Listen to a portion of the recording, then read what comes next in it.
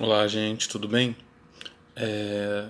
Tô aqui para a gente recordar um pouquinho da última matéria e continuar falando sobre ela, né? A gente está ainda falando das grandes navegações e a gente falou um pouquinho do pioneirismo de Portugal, né? Por que Portugal saiu na frente em relação às outras nações europeias, né? Inaugurando o que a gente vai chamar posteriormente de mercantilismo, inclusive. É importante sempre a gente lembrar que o contexto em que Portugal faz essas navegações entre o final do século XV e começo do XVI é o contexto do Renascimento. Né? Nesse caso, nós estamos falando do Renascimento, tanto o Renascimento científico quanto o Renascimento artístico. Sobretudo, o Renascimento científico vai influenciar diretamente nesses processos de construção desse novo mundo, que inclusive é a maneira como eles chamam a América, né, de Novo Mundo. Posteriormente veremos isso também.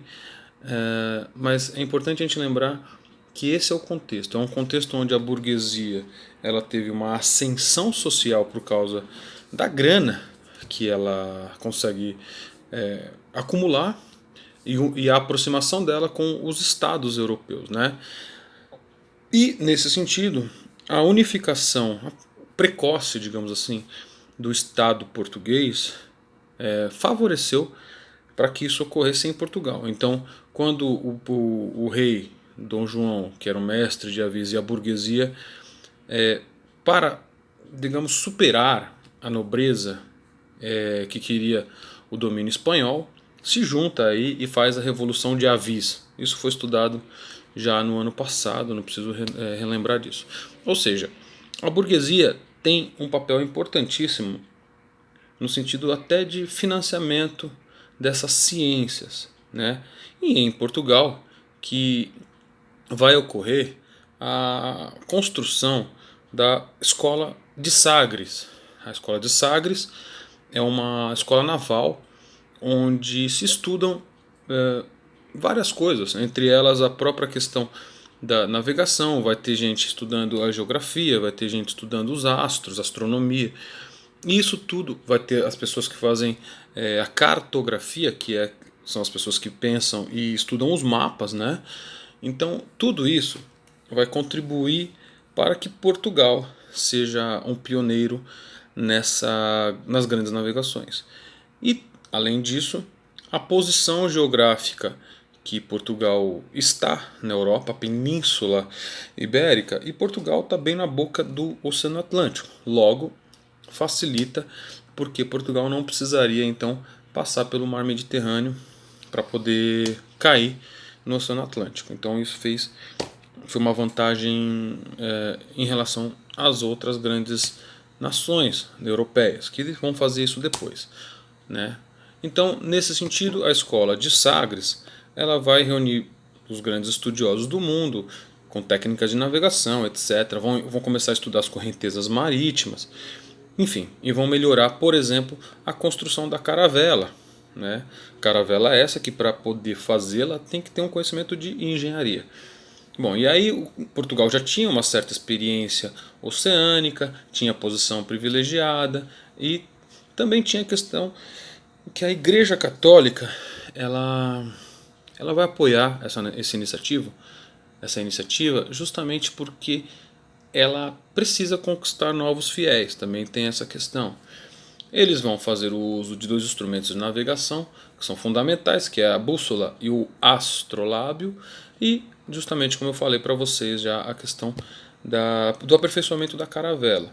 No primeiro momento vai ter a conquista de Celta, que é aquela cidade na ponta da África que a gente já falou sobre ela, e para poder se iniciar essa navegação oceânica. Então eles têm uma experiência já, eles desenvolvem, sobretudo no século XV, uma experiência já de navegação, até de navegação de cabotagem próximo à costa africana. Lembre-se que a navegação de cabotagem é essa navegação que beira a costa, beira a praia. Essa expansão marítima vai ser um marco, né, 1415, e os lucros vão sempre permitir para que sejam feitas novos investimentos nessa prática da navegação e da ciência que envolve toda essa navegação. Inclusive, eu lembrei para vocês sobre a poesia do Fernando Pessoa, que diz: navegar é preciso, viver não é preciso. Eu espero que vocês lembrem dessa parte da poesia. Não vou explicar agora, porque nós já falamos isso em aula, mas isso serve de lembrança. Bom, além da descoberta da cidade, da conquista da cidade de Ceuta, lembrando que a cidade de Ceuta é um entreposto comercial dos árabes, né? Essa conquista acontece em 1415. Na sequência, eles chegam na Ilha da Madeira, em 1418, e em 1427, nos Açores.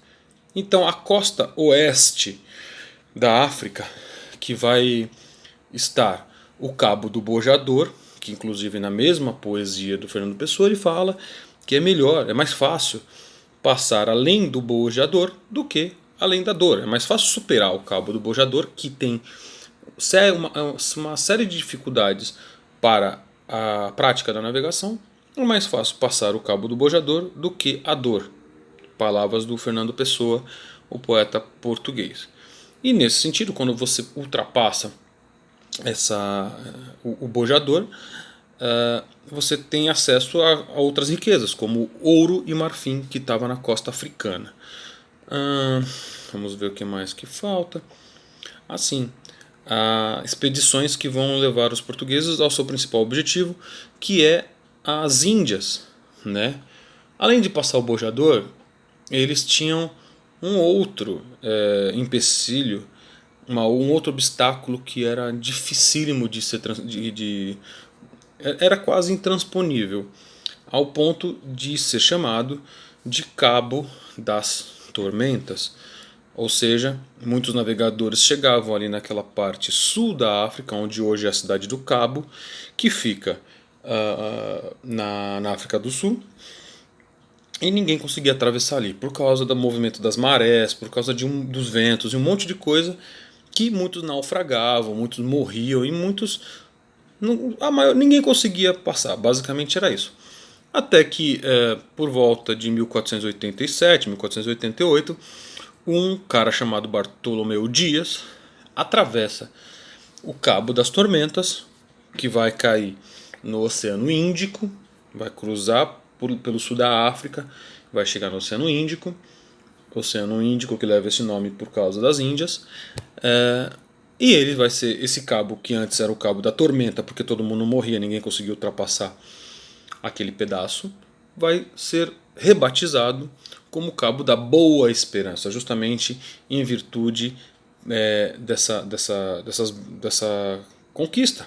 E ele vai conseguir chegar à cidade a cidade de Calicut, da Índia, e vai disputar o entreposto comercial ali. Né? Esse projeto marítimo então ele vai ser delineado por Dom João II, pensando inclusive no monopólio dessas especiarias, que era o que os portugueses tanto queriam, não só eles como outros povos europeus. Essas especiarias vocês já sabem, mas eu vou repetir. São produtos como cravo da Índia, pimenta, noz moscada, canela, gengibre, etc. E na Europa ela era muito cara, então eles queriam conquistar isso justamente para ganhar dinheiro. Após cruzar então esse Cabo da Boa Esperança, tem um novo nome, era uma questão de tempo para que pudesse começar a ganhar dinheiro. Bom, e aí com essas conquistas, lembrando que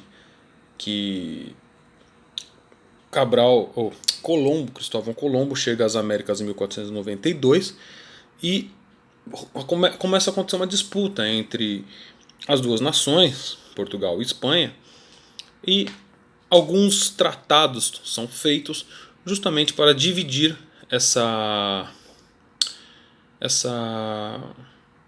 conquista dos mares. Né? O primeiro é feito em 1493, um ano depois da chegada de Colombo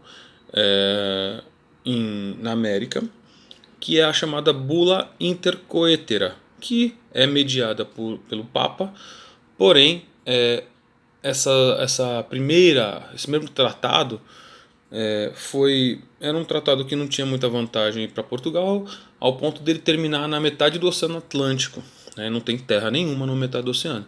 E um ano depois é feito um novo tratado, o Tratado de Tordesilhas, que vocês também já conhecem desde lá do ensino fundamental 1, que vai dividir o mundo entre Portugal e Espanha e vai caber a Portugal as terras descobertas e por descobrir, ou seja, essas terras que estariam situadas além da linha imaginária de Tordesilhas, que vai demarcar 370 léguas a oeste de Cabo Verde.